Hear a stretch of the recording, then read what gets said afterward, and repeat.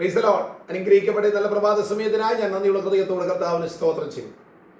മർക്കോസിന് സുവിശേഷം 6-ാം അധ്യായം അതിൻ്റെ 50-ാമത്തെ വാക്യത്തിൽ ഇങ്ങനെ പറയുന്നു, ധൈര്യപ്പെടുവീൻ, ഞാൻ തന്നെയാകുന്നു, ഭയപ്പെടേണ്ട എന്ന് പറഞ്ഞു.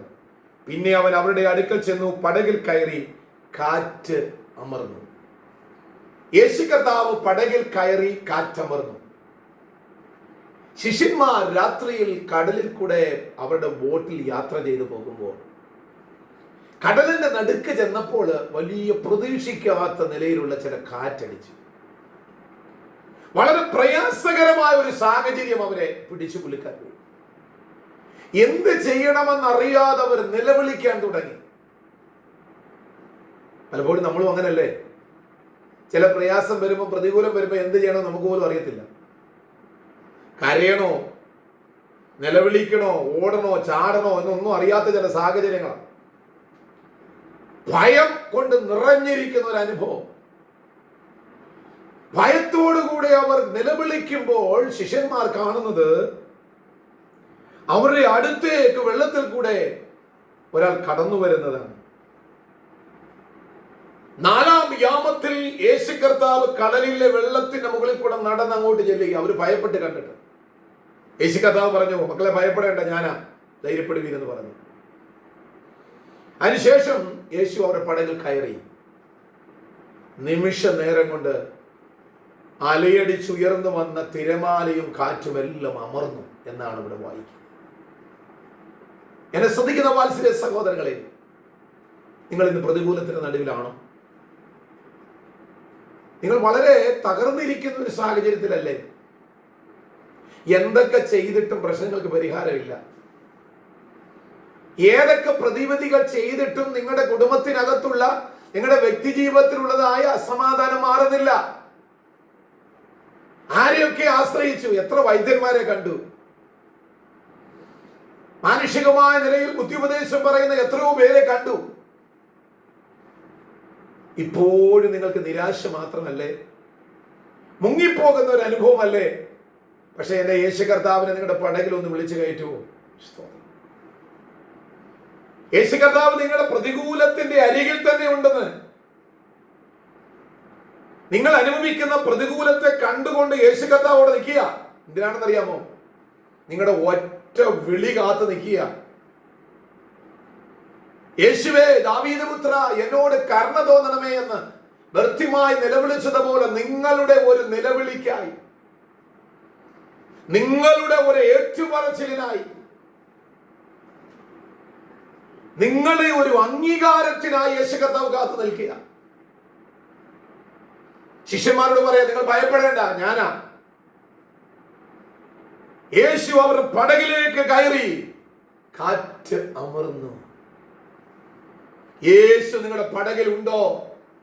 എത്ര വലിയ കൊടിയ കാറ്റാണെങ്കിലും അത് അടങ്ങുക തന്നെ ചെയ്യും.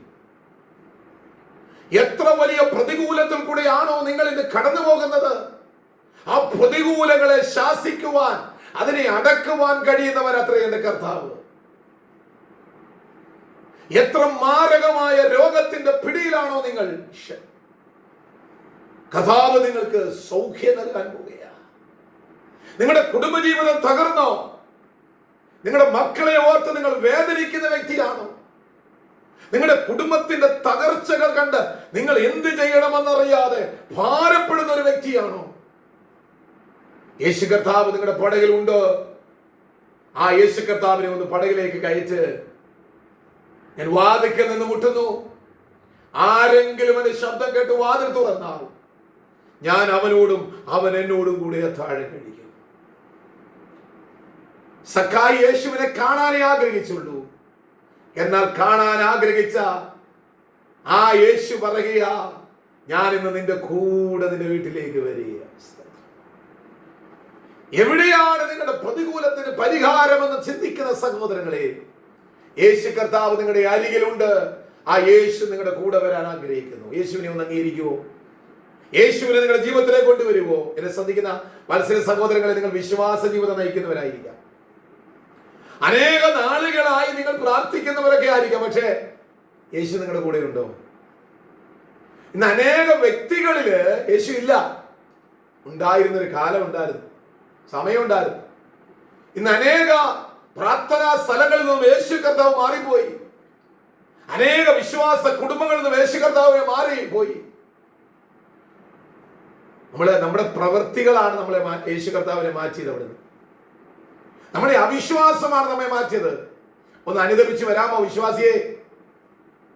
ഈ വചനം കേൾക്കുമ്പോഴെങ്കിലും നീ ഒന്ന് അനുദപിച്ച് പ്രാർത്ഥിക്കുമോ? നാഥാ, എന്റെ ഉള്ളിലേക്ക്, എന്റെ വീട്ടിലേക്കത്തേക്ക് ഒന്നു വരണമേ. എന്റെ ഞാൻ അനുഭവിക്കുന്ന ഈ പ്രതികൂലത്തിന്റെ കാറ്റിനെ ഒന്ന് മാറ്റിത്തരണമേ എന്ന് പ്രാർത്ഥിക്കുവാൻ എത്ര പേർക്ക് കഴിയും? എന്നെ ശ്രദ്ധിക്കുന്ന വാത്സല്യ ദൈവമക്കളെ, നിങ്ങൾ എത്ര വർഷമായി വിശ്വാസത്തിൽ വന്നുള്ളതല്ല കർത്താവ് ചോദിക്കുന്നത്. ഇപ്പോഴുള്ള നിങ്ങളുടെ വിശ്വാസത്തിന്റെ അതീഷ്ണത എത്രയധികമാണ്. നിങ്ങളെ തന്നെ ഒന്ന് വിലയിരുത്തി നോക്കാമോ? 100% നിങ്ങൾക്ക് വിശ്വാസമുണ്ടെന്ന് പറയാൻ കഴിയുമോ? അതോ അതിലെത്രയോ താഴെയാണല്ലേ നിങ്ങളുടെ വിശ്വാസം? ആ വിശ്വാസത്തിൽ നിങ്ങളൊന്ന് ഏറ്റുപറഞ്ഞ് വിശ്വാസത്തിലേക്ക് നിങ്ങളൊന്ന് മടങ്ങി വരുമോ? നിങ്ങളുടെ ആരാധനയിൽ തീയിറങ്ങും.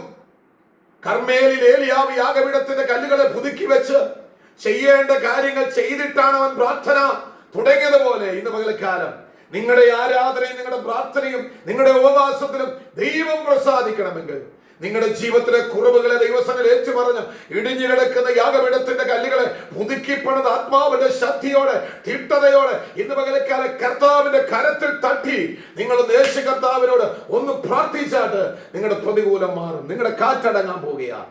കർത്താവ് നിങ്ങളെ സഹായിക്കും. യേശു കർത്താവ് പടകിൽ കയറി കാറ്റമർന്നു. അവർ ശാന്തതയോടെ അവർ യാത്ര തുടർന്നതുപോലെ ഇന്ന് പകൽക്കാലം നിങ്ങളുടെ യാത്ര തുടരാം. യേശു കർത്താവ് നിങ്ങളുടെ കൂടെയുണ്ട്. പ്രാർത്ഥിക്കുക, ആരാധിക്കുക, വിശ്വസിക്കുക. യേശു കർത്താവിനെ നിങ്ങളുടെ ഭവനത്തിനകത്തേക്ക്, നിങ്ങളുടെ ജീവിതത്തിനകത്തേക്ക്, നിങ്ങളുടെ ബിസിനസ്സിലേക്ക്, നിങ്ങൾക്കുള്ള സകലത്തിലേക്കും യേശുവിനെ വിളിച്ചു വരുത്തി കയറ്റുക. യേശു നിങ്ങളുടെ കൂടെ വരാൻ തയ്യാറായി നിൽക്കുന്നു. പ്രതികൂലം മാറും, പ്രയാസം മാറും. ഈ കർത്താവിന്റെ കരങ്ങളിൽ നിങ്ങളെ സമർപ്പിക്കുക. ഈ വചനങ്ങളാ ദൈവം നിങ്ങളെല്ലാവരെയും അനുഗ്രഹിക്കുമാറാകട്ടെ. ആമേൻ.